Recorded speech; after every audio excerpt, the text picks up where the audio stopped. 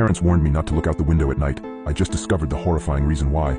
Ever since I was a baby, my parents always told me, don't look out the window at night. I always asked them why, but they would just shrug it off with a creepy smile. As I grew older, I stopped questioning it, but I just never could have guessed the horrifying secrets my parents were hiding. Everyone in my town also followed this weird tradition, so I thought it was normal. That was until I went to college and noticed that none of the other kids were like this. So during Christmas, when I went to my parents' house, I remember them telling me not to look out the window.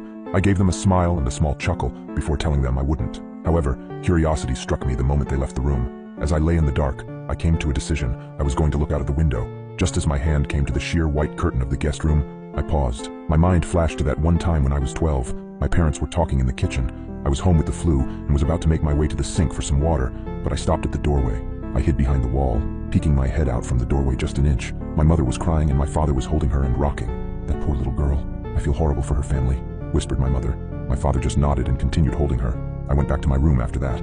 Several hours later, my dad came up to my room with several pieces of wood and boarded up my windows. What are you doing that for, Dad? I asked him. Oh, it's nothing. Just safety reasons, he replied. I learned at school the next day that a little girl was found dead the previous morning, the window broken and curtains torn. I snapped back to the present. My hand drew back from the curtain. I shook my head, cursing myself for being so weird. What was the worst that could happen? It was just a window, it couldn't hurt me, right? As I reached my hand out again, my instinct was telling me to stop. My gut twisted as I reached nearer and nearer. Just as I touched the curtain, a painful howl came from the forest surrounding the house. I flinched back, deciding to just lay down and try to get some sleep. I forgot how hard it was to get sleep in my hometown. Every night, coyotes howled for hours everywhere in town, or at least I thought they were just coyotes. The next night, I woke up in a cold sweat. I glanced over at the alarm clock next to my bed. It was midnight. I groaned and sat up in bed. A low growling sound from outside of my bedroom window.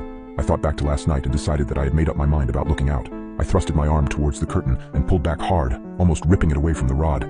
I flattened myself against the wall next to the bed for a moment before I put one eye in front of the window. I immediately regretted my decision as I heard claws clacking up the house. I flung myself out of bed, tumbling on the floor. I stood up and got back up on the bed. I stuck my face closer to the window as the clacking got closer and closer. It suddenly stopped for a second before the most terrifying creature popped up from outside, emitting a horrible shriek as it did so. I can never forget its face, the way the hollow eyes oozed some kind of black substance, like tar, and the way its lips were pulled back into a gruesome grin, the teeth blood-stained and razor-sharp. It looked like it had 4 limbs, its front 2 slamming on the glass and pounding. As I was frozen in front of the window in terror, my parents burst into the room. My father held a shotgun. He marched up to my bed and yanked me away from the window. He pointed his shotgun at the creature, shooting a bullet at it. The thing scrambled away, leaving the window almost completely shattered. Damn it, son, it was a simple task. Just don't look out the window. How hard is that? My dad shouted at me. I wasn't processing his words. I was sitting on the floor, arms and legs splayed everywhere in utter shock. What the hell had I just seen? My mother ran to the bedroom door. She had tears in her eyes. Is everyone all right? She asked. Yeah, we're fine. We still gotta get that creepy effing monster, though. Nathan, get up. We got some work to do, my dad said. I got up as soon as I could. My dad thrust the shotgun into my arms and marched downstairs. He opened the basement door and descended, coming back with a machete and some kind of spray bottle. He sprayed the liquid onto the machete before walking to the front door and wait. Dad, what are you doing? I asked, confused. I was just traumatized, and now my dad is waiting at the door, machete in hand like he was about to kill someone. Instead of a response, my dad just hushed me. The house was quiet for several seconds before a loud banging and howling came at the front door. We heard a rip, and we knew the screen door was no more. The wood of the interior door started to splinter, and I took a few steps backward. My dad glared at me. Nathan, now is not the time for this. Point the goddamn gun and get ready to shoot. I aimed the gun at the door, trying to find the spot where the howling was coming from. The door was strong, but it wasn't indestructible. The creature burst through the door, and I pulled the trigger in a moment of terrified panic. My dad knelt down and brought his machete down on the abomination's head. The howling ceased, and my mom rushed forward with a tarp to cover the spot where the door was destroyed. Honey, are you okay?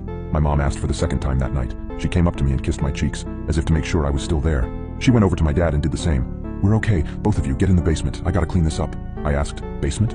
Why the basement? Everything was going by at the speed of light, and I couldn't help but question everything that was happening at the moment.